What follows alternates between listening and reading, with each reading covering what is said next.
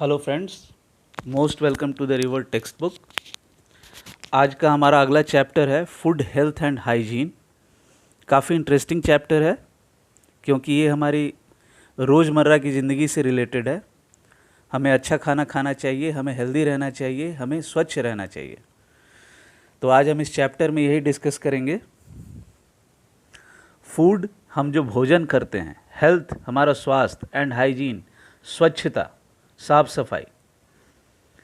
You must have heard your parents telling you avoid unhealthy and junk food and to eat healthy food to remain fit and fine. आपने अक्सर अपने parents को ऐसा कहते हुए सुना होगा कि आप अनहेल्दी और जंक फूड को ना खाएं और हेल्दी खाना खाएं ताकि आप फिट रहें और फाइन रहें।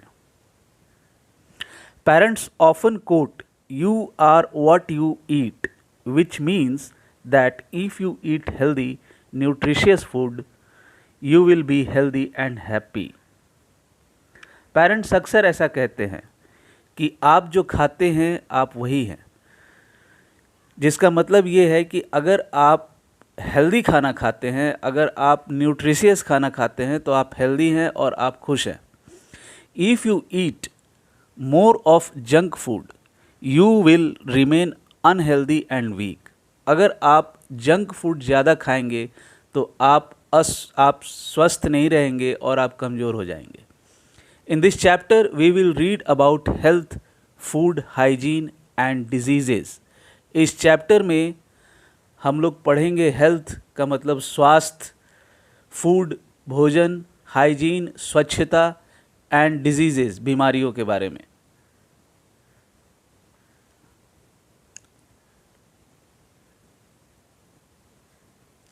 Health. The term health refers to the state of complete physical and mental well-being. ये जो टर्म हेल्थ है, हेल्थ का मतलब होता है स्वास्थ्य। ये उस संदर्भ में कहा जाता है, उस अवस्था को ये कहा जाता है जो अवस्था मतलब कंप्लीट, पूरा शारीरिक रूप से और मानसिक रूप से जो सुख होता है उसे हम हेल्थ कहते हैं। उस अवस्था को हम हेल्थ कहते हैं। जो अवस्था शारीरिक और मानसिक रूप से पूरा सुख का जो अवस्था होता है उसे हम हेल्थ कहते हैं। It means that any person who is physically fit and mentally sound is considered to be healthy. इसका मतलब ये है कि कोई भी इंसान अगर वो शारीरिक रूप से फिट है और मानसिक रूप से तंदुरुस्त है तो हम उसे हेल्दी कहेंगे। Any one can become healthy by following these steps. In steps को फॉलो करके कोई भी इंसान हेल्दी हो सकता है। ये कौन कौन से स्टेप्स हैं? Eat a balanced diet. हमें बैलेंस्ड डाइट करनी चाहिए जिसमें कि सारे न्यूट्रिएंट्स हो। Exercise regularly. We should exercise regularly. हमें एक्सरसाइज रेगुलरली, हमेशा रोज़ एक्सरसाइज करना चाहिए।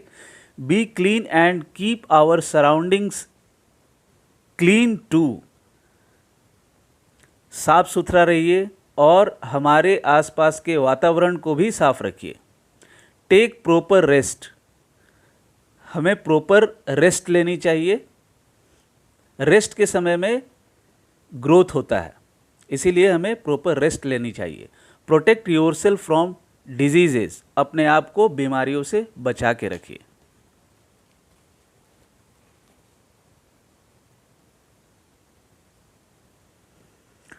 फूड। फूड का मतलब होता है भोजन, हम जो खाना खाते हैं। Food is one of our basic needs. खाना जो है हमारे बेसिक नीड्स में से एक नीड है। Without it we can't survive. बिना खाना के हम जी नहीं पाएंगे, हम सर्वाइव नहीं कर पाएंगे। इसीलिए हमारी बहुत सारी ज़रूरतें हैं जो कि मुख्य हैं, प्रधान हैं। उन मुख्य ज़रूरतों में से खाना हमारे लिए एक मुख्य ज़रूरत है। बिना खाना के हम जी नहीं पाएंगे। Food contains nutrients which are the building materials of our body and provide us energy for growth and other activities. Food में न्यूट्रिएंट्स होता है जो कि हमारे शरीर के निर्माण में वो काम करता है और हमें एनर्जी प्रोवाइड करता है, जिससे कि हमारा ग्रोथ होता है और हम जिससे कि दूसरे एक्टिविटीज़ को करते हैं। These nutrients include carbohydrates, fats, proteins, vitamins and minerals। ये जो nutrients हैं ये carbohydrates है, fats है, proteins है, vitamins है और minerals है। To remain healthy, we must eat food that contain all the nutrients in the right amount, that is, we must eat a balanced diet। हमें स्वस्थ रहने के लिए हमें वैसा खाना खाना चाहिए जिसमें कि हमें सारे न्यूट्रिएंट्स मिल जाएं, मतलब जिसमें हमें carbohydrates, fats, proteins, vitamins, minerals ये हमें पर्याप्त मात्रा में, सही मात्रा में ये हमें मिल जाए, तो हम इसे बैलेंस डाइट कहेंगे। हमें बैलेंस डाइट करना चाहिए, हमें बैलेंस डाइट खाना चाहिए।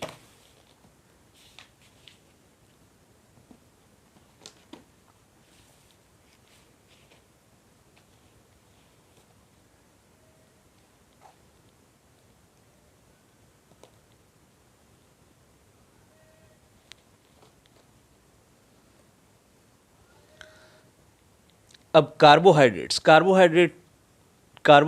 ये एक न्यूट्रिएंट है। They give energy to the body. Carbohydrates can be obtained from potato, rice, bread, cereals, sugar, fruit etcetera. Carbohydrates हमें एनर्जी देते हैं। कार्बोहाइड्रेट्स हमें आलू से मिलता है, चावल से मिलता है, ब्रेड से मिलता है, सीरियल्स से मिलता है, शुगर से मिलता है, फ्रूट से मिलता है इत्यादि। और भी बहुत सारा खाना है जिससे कि हमें कार्बोहाइड्रेट मिलता है। Fats, they also give us energy but more than that given by carbohydrates.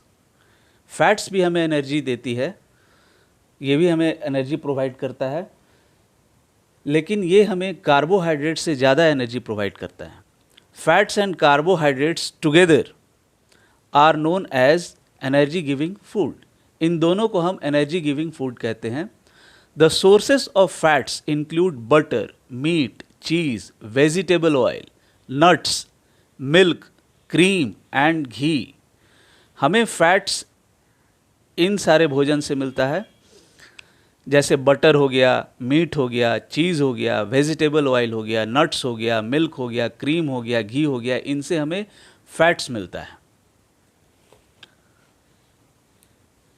Proteins, they are essential for the growth of our body. Proteins हमारे बॉडी के ग्रोथ में इसका ये काफ़ी महत्वपूर्ण है। They are also known as body building food. Proteins को हम बॉडी बिल्डिंग फूड कहते हैं क्योंकि हमारे बॉडी के ग्रोथ में ये काफ़ी काम में आता है, मेन काम इसी का है। Some sources of proteins are eggs, fish, milk, cheese, pulses, soyabeans and meat. Proteins हमें इन सारी चीज़ों से मिलती है। अंडों से मिलती है, मछली से मिलता है, दूध से मिलता है, चीज़ से मिलता है, पल्सेस से मिलता है, सोयाबीन से मिलता है और मीट से मिलता है।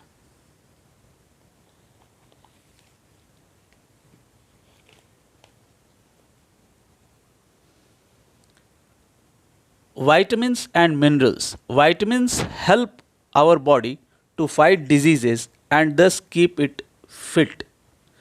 विटामिन्स जो है हमें बीमारियों से लड़ने में मदद करती है और हमें फिट रखती है।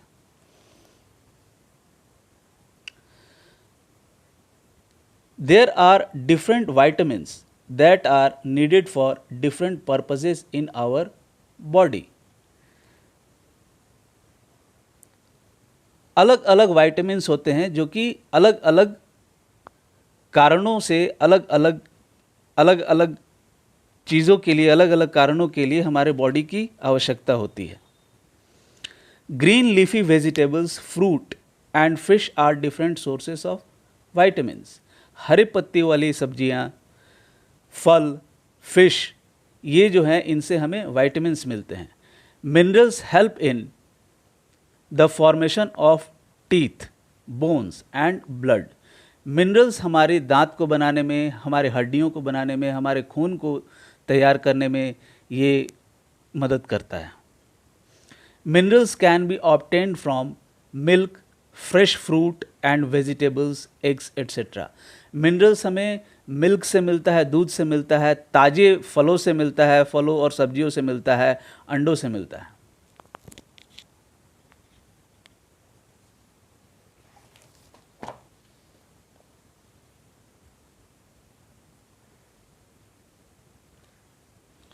As discussed in previous class, besides these 5 nutrients, roughage and water also form an important part of our diet. जैसा कि हमने पिछले क्लास में डिस्कस किया है कि इन 5 न्यूट्रिएंट्स के अलावा रफेज और पानी भी हमारे डाइट में इम्पॉर्टेंट होता है, ज़रूरी होता है। रफेज हमारे खाने को डाइजेस्ट करने में ये काफ़ी सहायक होता है।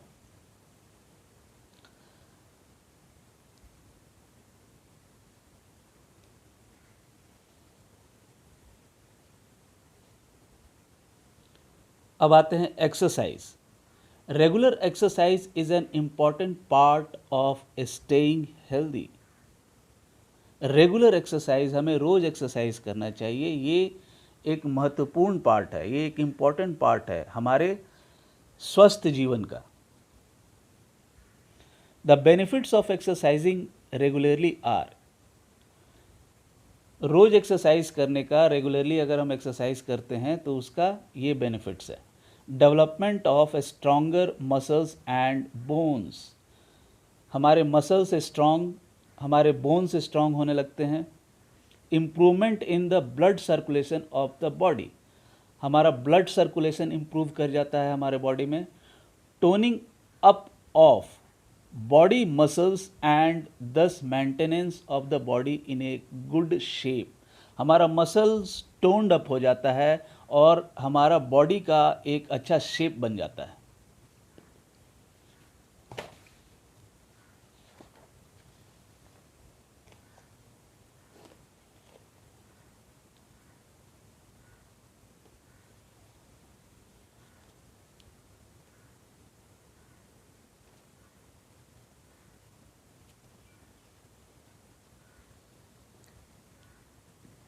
Apart from these there are number of other benefits of exercise. इनके अलावा और भी बहुत सारे दूसरे फ़ायदे हैं एक्सरसाइज करने के। It prevents many diseases like diabetes and heart problems. Exercise करने से हमें और भी बहुत सारी बीमारियों से हम बचते हैं, जैसे डायबिटीज़ है, जैसे हार्ट का प्रॉब्लम है, इनसे हम बचते हैं। Playing outdoor games and doing yoga are good ways of keeping the body fit. Outdoor games जैसे क्रिकेट हो गया, फुटबॉल हो गया, कबड्डी हो गया, खो खो हो गया, ये सब गेम्स जो है, और योगा करना, ये दो चीज़ें जो है हमारे बॉडी को फिट रखने के लिए ये बहुत अच्छा तरीका है। हमें आउटडोर गेम्स खेलना चाहिए और हमें योगा करना चाहिए, इससे हमारा बॉडी फिट रहता है। Maintain a correct posture. The term posture refers to the position in which we hold our body upright while standing, sitting, moving और लाइंग डाउन। ये जो पोस्चर है, पोस्चर उस पोजीशन को हम रेफ़र करते हैं, उस पोजीशन के संदर्भ में हम कहते हैं जिसमें हम कि सीधे रहते हैं। अगर हम बैठे हों तो भी सीधे बैठे हों, अगर हम खड़े हैं तो भी सीधे खड़े हैं, अगर हम चल रहे हैं तो हम सीधे चल रहे हैं, अगर हम सोए हैं तो भी सीधे लेटे। We must stand, sit and walk in such a way that our back remains always straight. हमें खड़ा होना, बैठना, चलना इस तरीके से चाहिए कि हमारा जो बैक है वो हमेशा स्ट्रेट रहे। प्रॉपर पोस्चर प्रिवेंट्स बैक एक। अगर हमारा पोस्चर सही रहेगा तो हमें पीठ में दर्द नहीं होगी। मस्कुलर पेन नहीं होगा, स्ट्रेन नहीं होगा, हमें तनाव नहीं होगा, एंड स्ट्रेस, हमें स्ट्रेन एंड स्ट्रेस नहीं होगा ऑन बॉडी पार्ट्स, हमारे बॉडी पार्ट्स पे, and gives a smart appearance to our body, और हमारा बॉडी इससे सुंदर दिखता है, एक स्मार्ट लुक बन जाता है हमारे बॉडी का।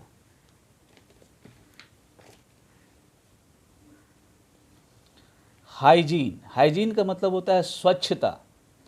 Hygiene is the science of cleanliness whose aim is to preserve health and prevent the spread of diseases. Hygiene जो होता है, हाइजीन का मतलब होता है स्वच्छता, स्वास्थ्य विज्ञान।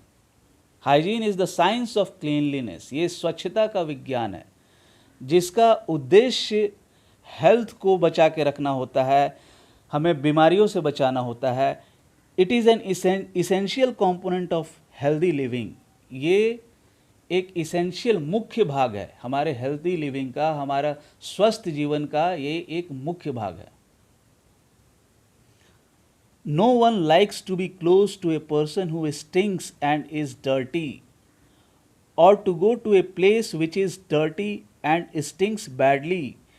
कोई भी इंसान किसी ऐसे इंसान के पास नहीं जाना पसंद करता है जिसके बदन से बदबू आती हो, जो गंदा हो, या फिर कोई भी इंसान ऐसे जगह पे नहीं जाना चाहता हो जो कि काफ़ी गंदा हो, जहाँ से काफ़ी बदबू आती हो।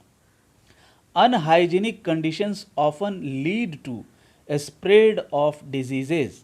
ये जो अनहाइजीनिक कंडीशंस है, ये जो अस्वच्छता है, जहाँ स्वच्छता नहीं होती है वहाँ पे ज़्यादा बीमारियाँ फैलती हैं।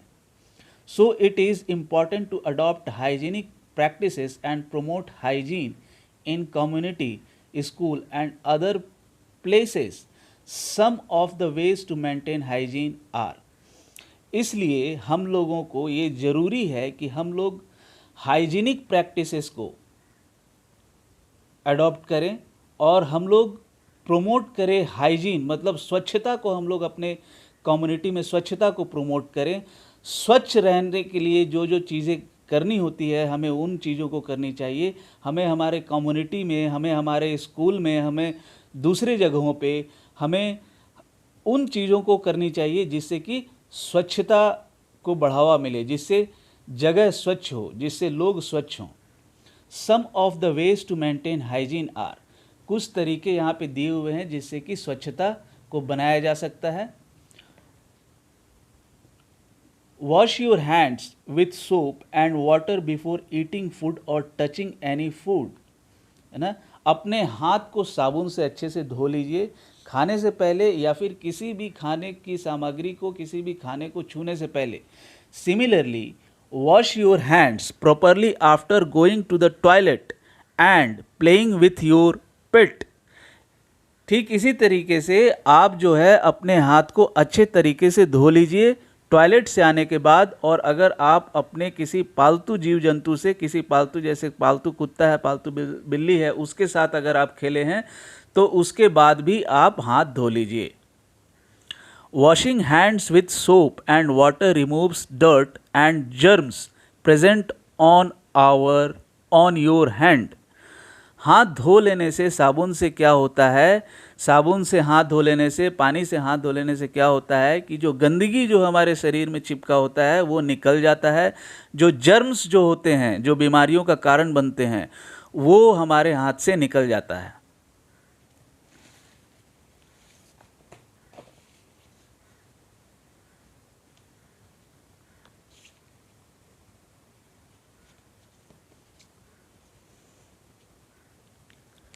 टेक ए बाथ डेली, हमें रोज़ नहाना चाहिए। This removes the dust and sweat present on our body.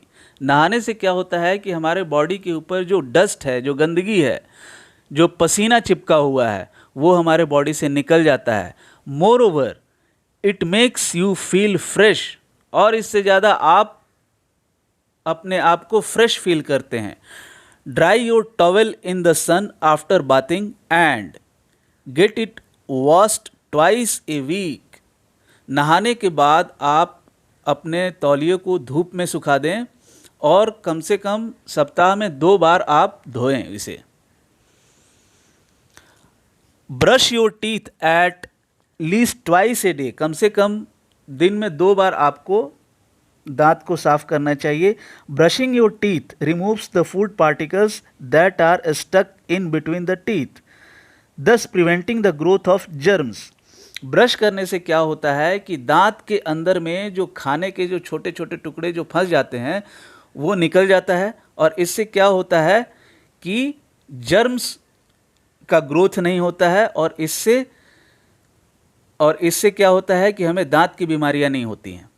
Also clean your tongue with A tongue cleaner daily. हमें अपने टंग क्लीनर से हमें टंग को भी साफ करना चाहिए.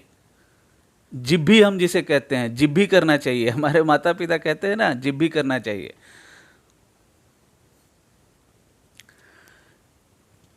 Trim your nails regularly. अपने नाखूनों को रोज काटें.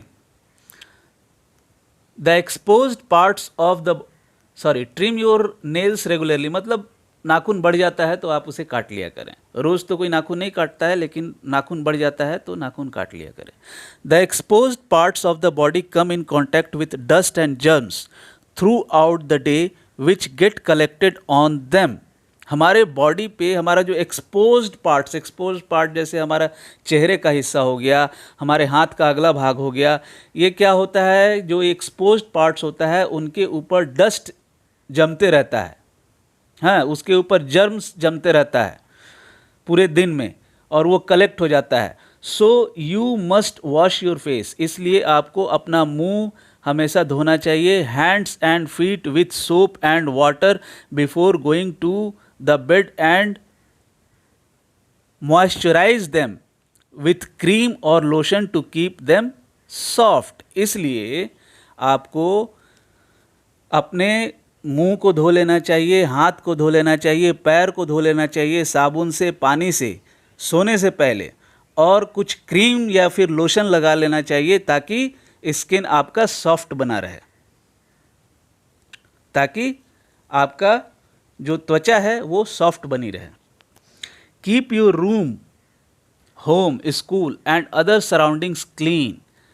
आप अपने रूम को साफ रखें, आप अपने घर को साफ रखें, आप अपने स्कूल को साफ रखें, और आपकी आसपास की जो चीज़ें हैं, आपकी जो सराउंडिंग्स है उसे भी आप साफ रखें. Always throw garbage in a closed dustbin. Keep used up utensils in the kitchen sink only and put your dirty clothes in the washing tub और मशीन. हमेशा गार्बेज को क्लोज्ड डस्टबिन में, आपको कुछ मिलेगा जैसे कि पैर से नीचे दबाते हैं तो वो खुल जाता है, उसको हम क्लोज्ड डस्टबिन बोलते हैं. फिर उसमें आप कचरा डालते हैं, फिर पैर को हटाते हैं तो डस्टबिन बंद हो जाता है. इससे क्या होता है कि डस्टबिन से बदबू नहीं आती है, और पक्षी पशु आ करके उसमें अपना मुंह नहीं लगाते हैं, जिससे क्या होता है कि डस्ट इधर उधर बिखर जाता है. इसलिए हमें डस्टबिन जो है, क्लोज डस्टबिन को यूज़ करना चाहिए.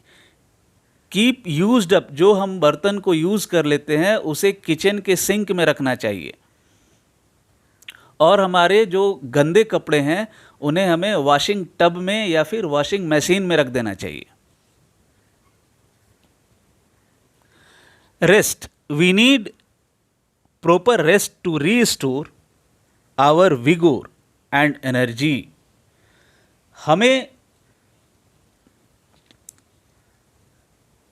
हमें प्रॉपर रेस्ट लेना चाहिए ताकि हमारा जो काम कर करके जो एनर्जी है, जो हमारा जो विगोर है, जो लॉस हो चुका होता है, जो ख़त्म हो चुका होता है, वो रेस्ट लेने से वो फिर से वापस स्टोर हो जाता है.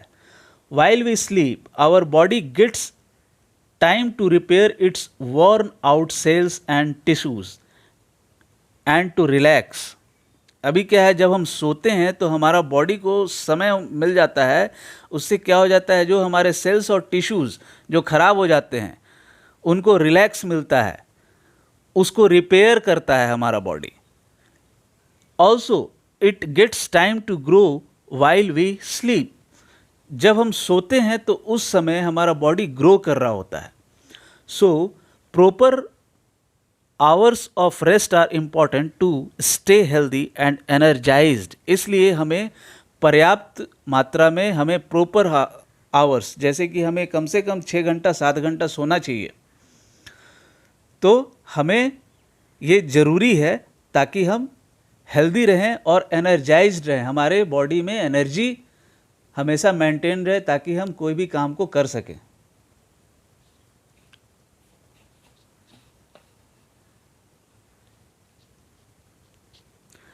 डिजीजेस का मतलब होता है बीमारियां। A disease can be defined as the condition of abnormal function of a part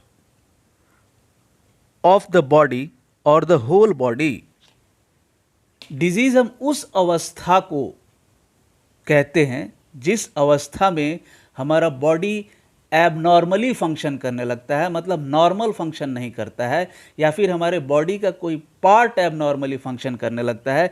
जैसे कि हमारा पेट का काम है डाइजेस्ट करना और वो डाइजेस्ट नहीं कर पा रहा है, उसका नॉर्मल फंक्शन है खाना को डाइजेस्ट करना, पर वो खाना को डाइजेस्ट नहीं कर पा रहा है, तो ये उसका एबनॉर्मल फंक्शन हो गया। इस अवस्था को हम डिजीज़ कहते हैं। There are different reasons for occurrence of diseases like deficiency of some nutrients in diet or impairment of normal functioning of a body part। बीमारियों के बहुत से कारण होते हैं, अलग अलग कारण होते हैं बीमारियों के।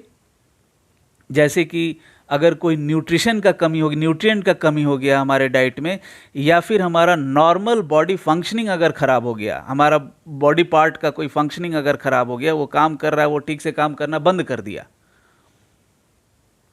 तो हमें बीमारियां होती हैं। For example goitre occurs due to deficiency of iodine. Goitre एक बीमारी है जो कि आयोडीन की कमी से होती है हमारे डाइट में। In diet, while a heart attack occurs when the supply of blood and oxygen to an area of heart muscle is blocked। Iodine की कमी से हमें गोइटर होती है और हमें हार्ट अटैक आ जाता है अगर हमारे हार्ट के किसी मसल में अगर ऑक्सीजन या फिर ब्लड का सप्लाई अगर नहीं हो पाता है तो हमें हार्ट अटैक हो जाता है। There are some diseases which spread from one person to the other while others do not। कुछ बीमारियां ऐसी होती हैं जो एक इंसान से दूसरे इंसान में फैल जाती हैं, पर कुछ बीमारियां ऐसा नहीं होती हैं, वो एक इंसान जिसे होती है वही तक रहती है। On the basis of this, diseases are categorized into two types। इस आधार पे बीमारियों को दो भाग में बांटा गया है, communicable and non communicable disease. Communicable disease और नॉन कम्युनिकेबल डिजीज में बांटा गया है बीमारियों को।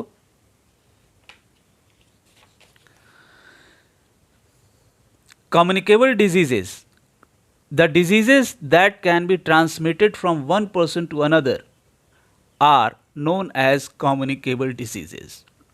वो बीमारियां जो कि एक इंसान से दूसरे इंसान में चली जाती हैं उन्हें हम कम्युनिकेबल डिजीजेस कहते हैं। Examples of these diseases include malaria, dengue, plague, cholera etcetera. उदाहरण के रूप में ऐसी कुछ कम्युनिकेबल डिजीजेस यहाँ पे दी गई हैं, जैसे मलेरिया है, डेंगू है, प्लेग है, कोलेरा है इत्यादि। These diseases are spread by germs. ये बीमारियाँ जर्म से फैलती हैं, छोटे छोटे जीवाणुओं से फैलती हैं। These germs can spread through infected body, water, air, insect bites or direct contact with the infected person। ये जो बीमारियां हैं, ये जो जर्म्स हैं, ये जर्म्स कैसे एक जगह से दूसरे जगह फैलती हैं? तो कोई इन्फेक्टेड फूड है, ये जर्म किसी खाने में है, पानी में है, हवा में है, हाँ, या फिर कोई कीड़ा मकोड़ा काट देता है तो, या फिर किसी इन्फेक्टेड पर्सन के टच में हम चले जाते हैं तो ये जर्म्स एक जगह से दूसरे जगह फैल जाती है। The best way to prevent communicable diseases is to ensure proper hygiene of your body food, water and surroundings. इसलिए कम्युनिकेबल डिजीजेस से बचने के लिए हमें पर्याप्त मात्रा में हमें स्वच्छता को मेंटेन रखना चाहिए, हमें स्वच्छ रहना चाहिए, हमें खाना को स्वच्छ रखना चाहिए, हमें पानी को स्वच्छ रखना चाहिए, हमें आसपास के वातावरण, हमारे सराउंडिंग्स को स्वच्छ रखना चाहिए। अब यहाँ पे कुछ एग्जाम्पल्स है आपको डेफिशिएंसी डिजीजेस, जैसे गोइटर है, स्कर्वी है, अनामिया है, रिकेट्स है, ये सभी जो है आपको डेफिशिएंसी डिजीजेज हैं। और जिन न्यूट्रिएंट की कमी की वजह से ये बीमारियां होती है, बगल में दी हुई है। गोइटर आयोडीन की कमी की वजह से होती है, स्कर्वी विटामिन सी की कमी की वजह से होती है, अनामिया आयरन की कमी की वजह से होती है, रिकेट्स विटामिन डी की कमी की वजह से होती है।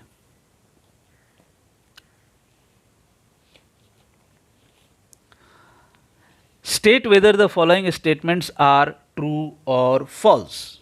ये हम लोग थोड़ा रिकॉल कर लेते हैं। Regular exercise improves blood circulation of the body, true. Communicable diseases can be prevented by maintaining proper hygiene, true. Our body gets time to grow when we sleep, very true. Green leafy vegetables and fruit are sources of vitamins, true. All four are true.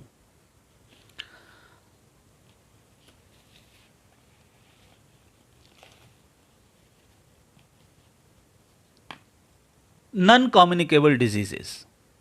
Non communicable diseases उन बीमारियों को कहते हैं जो एक person से दूसरे person में नहीं फैलती। The diseases that cannot be transmitted from one person to another are known as non-communicable diseases. वो बीमारियां जो एक आदमी से, एक इंसान से दूसरे इंसान में नहीं फैलती, उन्हें हम नॉन कम्युनिकेबल डिजीजेस कहते हैं। फॉर एग्जाम्पल, जैसे कि anaemia, cancer, scurvy, rickets and beriberi, ये सभी कुछ एग्जाम्पल हैं नॉन कम्युनिकेबल डिजीजेस के। In fact, many of these diseases occur due to deficiency of nutrients in one's diet and are called deficiency diseases. इनमें से बहुत सारी ऐसी बीमारियां होती है जो कि न्यूट्रिएंट्स की कमी की वजह से हो जाती हैं, जिन्हें हम डेफिशिएंसी डिजीजेस कहते हैं। Non communicable diseases are the result of unhealthy life style और they may be present at birth. ये नॉन कम्युनिकेबल जो बीमारियां हैं, ये अनहेल्दी लाइफ स्टाइल की वजह से होती हैं, या फिर ये किसी के अंदर जन्म से ही होता है।